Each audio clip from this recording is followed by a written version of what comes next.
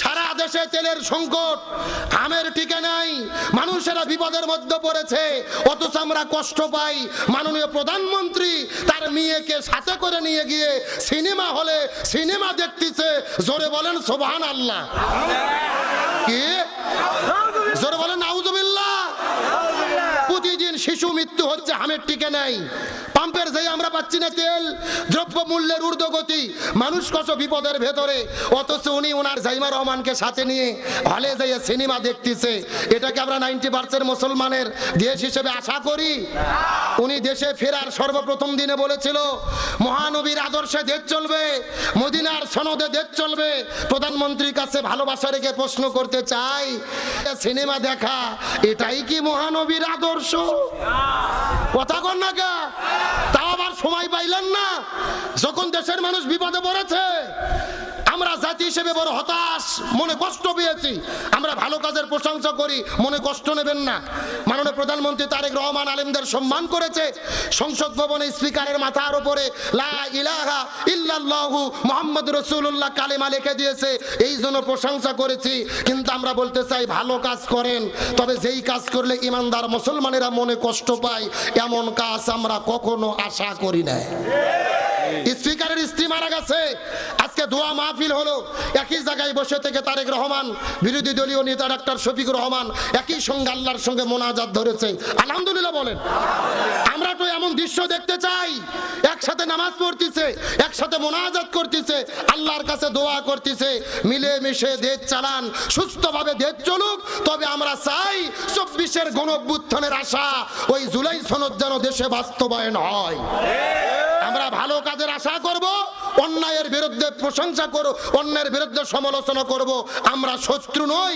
সমালোচনা যদি থাকে ভালো পথে চলতে পারবেন, সমালোচনা না থাকলে হাসিনের মতো সবাই স্বৈরাচার হবে। তাহলে বলতে চাচ্ছিলাম ওই মেয়েটিকে তার মা বলতেছে দুধের মধ্যে কি ঢুকে দাও, আরো জোরে বলেন। আমার বন্ধুগণ, মুসলমান ভাইরা গভীর মনোযোগ লক্ষ্য করুন। কোনো দিকে নজর নাই, কোনো দিকে তাকাতাকি নাই। ওই মাটি ডাক দে বলে মেয়ে রে তুই দুধের মধ্যে কিছু পানি ঢোকায়া দে। মেয়ে ডাক দে বলে মা আমি যদি দুধের মধ্যে পানি ঢুকাইয়া দেই, অর্ধ পৃথিবীর খলিফা উমর ফারুক রাদিয়াল্লাহু তাআলা কোরআন দিয়ে সমাজ পরিচালনা করে।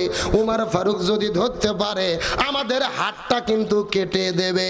হযরত উমর ফারুক কোরআন দিয়ে বিচার করে, আর কোরআনের বিচার হলো খাদ্যের মধ্যে ভেজাল দিলে ওই হাতটা কিন্তু কেটে দেওয়া হবে। ও মা আমি কেমনে দুধের মধ্যে পানি ঢুকাইব? মা ডাক দে বলে মেয়ে রে এই গভীর রজনীতে তুমি যদি দুধের মধ্যে পানি ঢুকাইয়া দাও, হযরত উমর ফারুক কিন্তু দেখতে পারবে না। এমন সময় মেয়েটি ডাক দে বলে মা এই গভীর রজনীতে আমি যদি দুধের মধ্যে পানি ঢুকাইয়া দেই কেউ দেখতে পারবে না, একজন দেখবে যিনি হলেন আমার আল্লাহ। লিল্লাহি তাকবীর। কেউ না দেখলে দেখে কে? এই যে এরই নাম হলো তাকওয়া। এরই নাম কি? আরো যাবেন, এর নাম কি? কেউ না দেখলে কে দেখে? এ গভীর মনোযোগ বোঝার চেষ্টা করেন। একটা ব্যবসায়িকের মধ্যে যদি আল্লাহর ভয় থাকে এ খাদ্যের মধ্যে কে কোনো ভেজাল দিতে পারবে? একটা চাকরিজীবীর মধ্যে যদি আল্লাহর ভয় থাকে এ চাকরি করতে গিয়ে কখনোই ঘুষ গ্রহণ করতে পারবে না। একটা রাষ্ট্রের রাষ্ট্রপতির ভেতরে, রাষ্ট্রপ্রধানের ভেতরে, সরকারের মনের মধ্যে যদি আল্লাহর ভয় থাকে কোরআন বিরোধী কোনো আইন করতে পারবে না।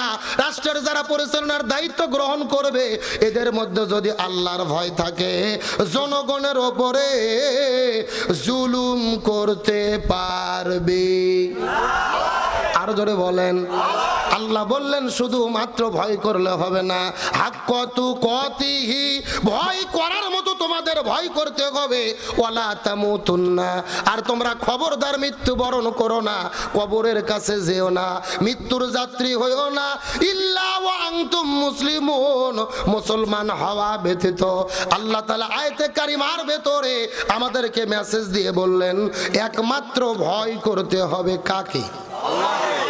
আমরা কাকে ভয় করি? ফজর নামাজ পড়ছেন কে কে? হাত তোলেন, হাত নামান। পড়েননি কারা কারা? তারা হাত উঠেন। নামান, শর্মে উঠাচ্ছে না। এ মুসলমান ভাইরা কথাটা বোঝার চেষ্টা করবেন। সকলে মুখে মুখে বললেন আল্লাহকে ভয় করি, কিন্তু আল্লাহর মসজিদে যখন আজান হয় আপনি নামাজ পড়েন না, তার মানে বোঝা গেল আপনি আল্লাহকে ভয় করেন না। আর আল্লাহর ভয় যাদের কলিজার মধ্যে থাকে, শরীয়তের পরিভাষায় তাদেরকে বলা হয় মুত্তাকি। কি বলা হয়? সবাই বোঝেন কি বলা হয়? তাফসীর মাহফিলে যেহেতু কথাগুলো উত্তর দেবেন, বুঝতে সুবিধা হবে। আল্লাহ বললেন তোমরা আমাকে ভয় করো, শুধু ভয় না, ভয় করার মতো ভয় করো, আর মৃত্যুবরণ করো না মুসলমান হওয়া ব্যতীত।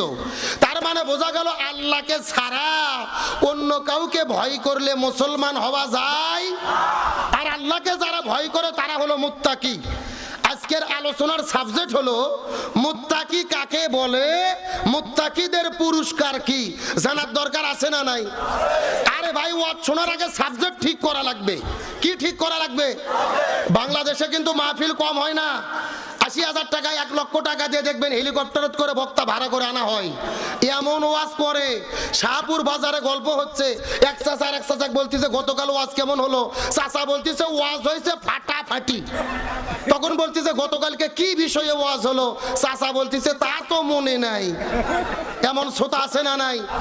আপনি পরীক্ষার হলে পরীক্ষা দিয়েছেন, খাতার নামও লেখেননি, রোল নম্বরও লেখেননি, পাস না ফেল। তার মানে বোঝা গেল ওয়াজ শোনার আগে বিষয় ভিত্তিক আলোচনা শুনতে হবে, আলোচনার সাবজেক্ট ঠিক করতে হবে। তাহলে আজকের আলোচনার সাবজেক্ট হলো মুত্তাকি কাকে বলে, মুত্তাকিদের পুরস্কার কি, জানার দরকার আছে না নাই? আমাদের বাংলাদেশে আমরা মুত্তাকি বলতে কি বুঝি? মাথার মধ্যে টুপি, মুখের মধ্যে দাড়ি, বিশাল বড় জুব্বা, নামাজ পড়ে পড়ুক না পড়ে না পড়ুক কোনো সমস্যা নাই, লেবাস ঠিক, এ হলো মুত্তাকি। মাথার টুপি, মুখের দাড়ি, সুদের ব্যবসা করে এমন আল্লাহর ওলি আছে না নাই? নামাজ পড়ে ৫ ওয়াক্ত, ভাই বোনক ঠকায়, হক নষ্ট করে জমি কম দেয়, এমন আল্লাহর ওলি আছে না নাই? নামাজ পড়ে ৫ ওয়াক্ত, প্রতি বছর উমরা করে, ২৫ বিঘা জমি ধান লাগাই এনেছে কামলার থেকে, কিষানের থেকে, রংপুরের কামলা, ১০ বিঘা ২০ বিঘার টাকা দিয়ে ছেড়ে দিয়েছে, ৫ বিঘা মাত দিয়েছে, এমন আল্লাহর ওলি আছে না নাই? মাথার টুপিও আছে, মুখের দাড়িও আছে। এ গভীর মনোযোগ, ভালো করে বোঝার চেষ্টা করেন মুত্তাকি কি। রাসূল সাহাবীদের লক্ষ্য করে, বুকের দিকে লক্ষ্য করে বলেন আত্তাকওয়া হা হুনা, আত্তাকওয়া হা হুনা। তাকওয়া টুপিতে, দাড়িতে, পোশাকে নয়। দাড়ি টুপি অবশ্যই লাগবে, তবে তাকওয়া হলো অন্তরের বিষয়। তাকওয়া মানে অন্তরে থাকবে আল্লাহর ভয়। মুত্তাকি কারা?